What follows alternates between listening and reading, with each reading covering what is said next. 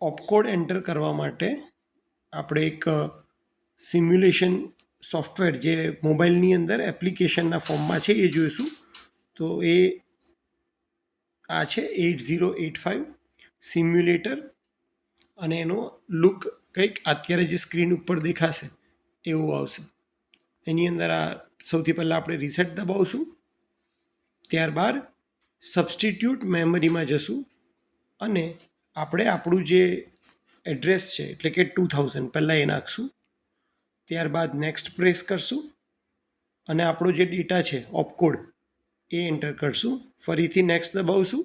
હવે પ્રોગ્રામ હંમેશા સિક્વન્સમાં જ ચેન્જ કરશું, એટલા માટે એક વખત નેક્સ્ટ દબાવશું એટલે ડાયરેક્ટ તમને એડ્રેસ ઓટોમેટિક ચેન્જ થશે, પછી તમારે ખાલી ડેટા ચેન્જ કરવાનો હોય છે.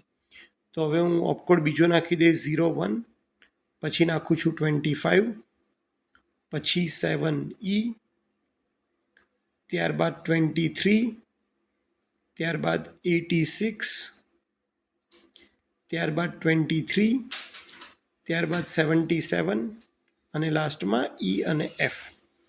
આ નાખ્યા બાદ આપણે આ પ્રોગ્રામ એન્ટર કરી દીધો. હવે મારે ડેટા નાખવો છે એટલે ફરીથી હું રીસેટ દબાવીશ, સબસ્ટિટ્યૂટ મેમરીમાં જઈશ, મારા લોકેશન નાખીશ. 2501 ઉપર હું ડેટા સ્ટોર કરવા માગું છું એટલે એમાં ડેટા સ્ટોર કરી દઈશ 06, અને 250 ઉપર ડેટા સ્ટોર કરવા માગું છું 04, અને અત્યારે જુઓ તો 2503 ઉપર 51 છે, જ્યાં આપણું ખરેખર રિઝલ્ટ સ્ટોર થશે 6+4 એટલે કે 10, એટલે હેક્સાડેસિમલમાં એને કહેવાય 0A. તો આપણે ડેટા આપી દીધો છે, આપણે પ્રોગ્રામ લખી લીધો છે. હવે મારે પ્રોગ્રામ રન કરવો છે તો પાછું હું રીસેટ ઉપર પ્રેસ કરીશ, ગો બટન દબાવીશ અને એમાં સ્ટાર્ટિંગ એડ્રેસ નાખીશ પ્રોગ્રામનું જે છે 2000 અને એક્ઝિક્યુટ દબાવીશ. તો મારો પ્રોગ્રામ સક્સેસફુલી એક્ઝિક્યુટ થઈ ગયો છે. ફરીથી હું રીસેટ બટન પ્રેસ કરીશ અને રિઝલ્ટ જોવા માટે સબસ્ટિટ્યૂટ મેમરીમાં જઈ 2503 કે જ્યાં મારું રિઝલ્ટ સ્ટોર છે એ ચેક કરીશ નેક્સ્ટ દબાવીને.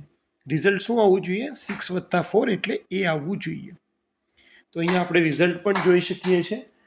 તો આવી રીતે તમે માઇક્રો પ્રોસેસરમાં જે 805 છે એનું સિમ્યુલેટર મોબાઈલમાં આ 8085 સિમ્યુલેટર યુઝ કરી અને પ્રોગ્રામની પ્રેક્ટિસ કરી શકો છો. ઓપકોડ વડે મેમરી લોકેશન ઉપર તમારો પ્રોગ્રામ નાખી એક્ઝિક્યુટ કરી અને રિઝલ્ટ ચેક કરી શકો છો. Thank you so much.